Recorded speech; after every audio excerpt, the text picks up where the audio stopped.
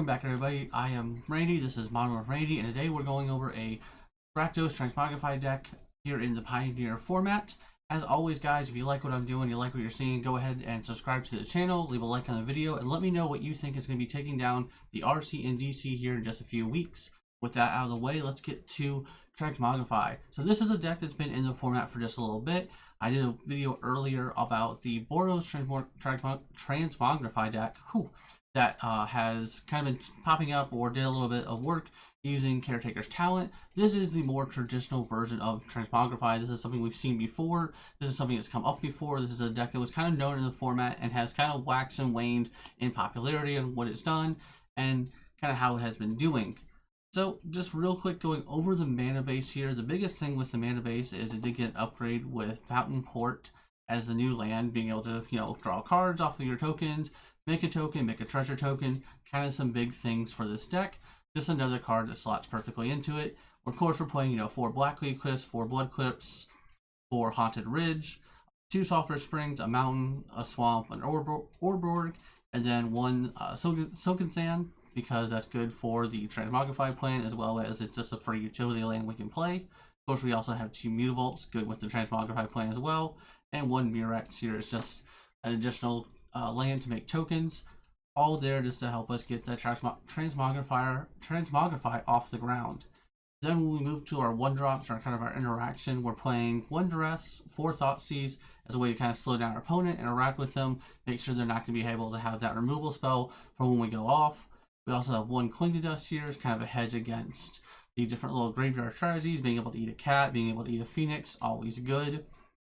We also have Reckoner Banebuster as kind of our card, what I want to say, kind of a way to generate card value, right? It's a generate card value.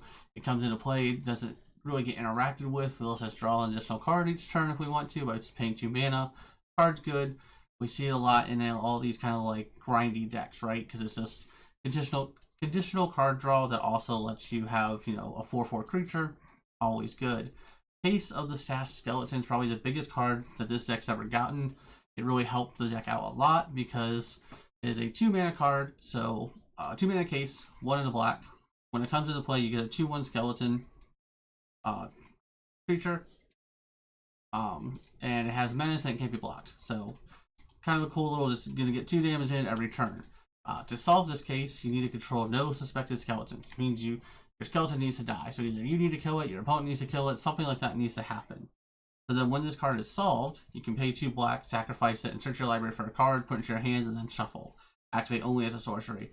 So essentially this card is great because if you start playing multiple, you're going to start attacking your opponent down, chipping away their life total because they don't want to kill the skeleton, and then eventually when that skeleton does die, we now have a free tutor to go get, our Transmogrify, get, Rakdos Joins Up, a Thoughtseize, removal spell, whatever we need for the situation.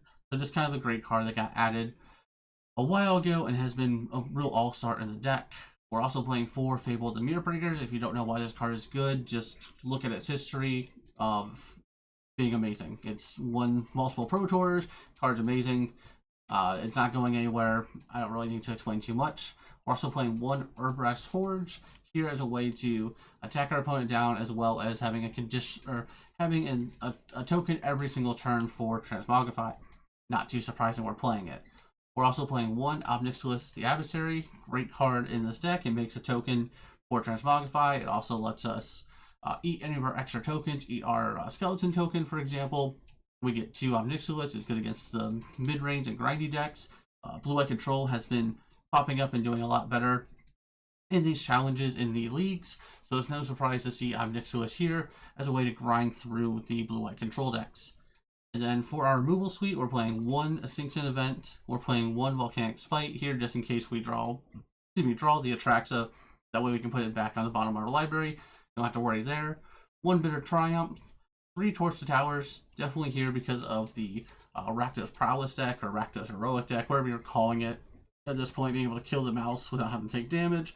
Being able to kill phoenixes without them having to come back. Always good. And then 3 Fatal Push, because Fatal Push is a good card. And then for our Transmogrify, we're playing 4 Transmogrify. Real quick, in case anyone doesn't know what this is, it's a sorcery. It's 3 and a red. You exile target creature, you reveal That creature's controller reveals the top card of their library until they reveal a creature card. That player puts that card onto the battlefield, then shuffles the rest into the library. So obviously the only creature we're playing is Atraxa.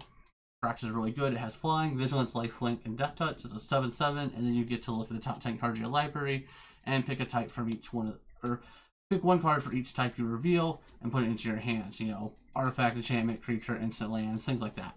So makes sense why we'd be playing these. Interesting enough, this deck is only playing 2 Atraxas, which I kind of thought was interesting in the sense of usually you've seen like 3 or 4 Atraxas, so they kind of trimmed down on the Atraxa plan but kept the 4 Transmogrifies to make sure we can see the Transmogrifies.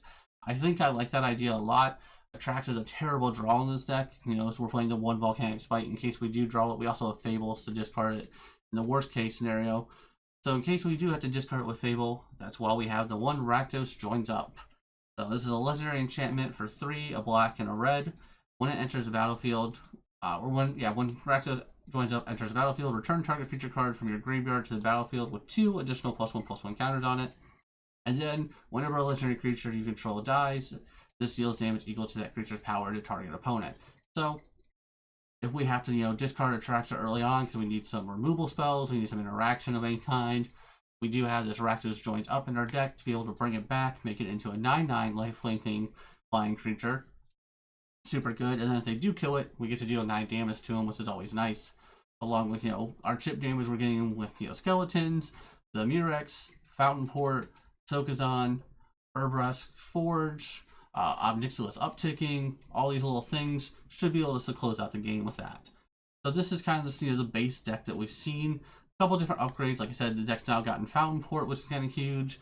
Interesting enough, it's now playing Rakdos Joins Up, which is another big, like, not an upgrade because we've had this card for a minute, but, you know, kind of a different angle on the deck.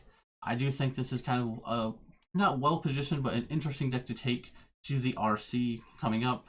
If we think that, you know, Phoenix and Blue-White Control and maybe a little bit more mid-range strategies are going to be what dominates the RC, this is definitely a deck that you want to take. You can grind through a lot of things. This deck grinds extremely well, even if it doesn't look that great on paper. I have played against this deck a lot. I've played it a little bit, and the amount of games that you can just grind through because of all your card advantage with this is crazy. Which, I mean, that's kind of what Rakdos has always done, right, in Pioneer. It's always kind of been that grindy deck that has just been able to have answers continuously. So, not too surprising to see. Let's go over the sideboard real quick. Notice we are edging out the deck. So, again, another way for us to hit with Transmogrify if, you know, worst case worse happens. And going over the sideboard here, we do have more removal in the side. We have the 4th Fatal Push. We have 2 Consumes All. So, we get to destroy each non-land permanent with 1 mana value or less. Great against the Jund Sacrifice deck. We get to destroy all their 1 mana little BS permanents. You know, we get to destroy ovens, we get to destroy their enchantment, like Test of Talent or whatever it is. Then we get to exile all graveyards, and then you can return it, and it's a 3/3 creature. Always good. We're playing a second Extinction Event in the sideboard and a Radiant Flames. Radiant Flames, obviously here for the more small control decks, or small aggro decks. Jesus, Convoke, things like that. And then Extinction Event here, just, you know, for more of the mid-range, like bigger decks.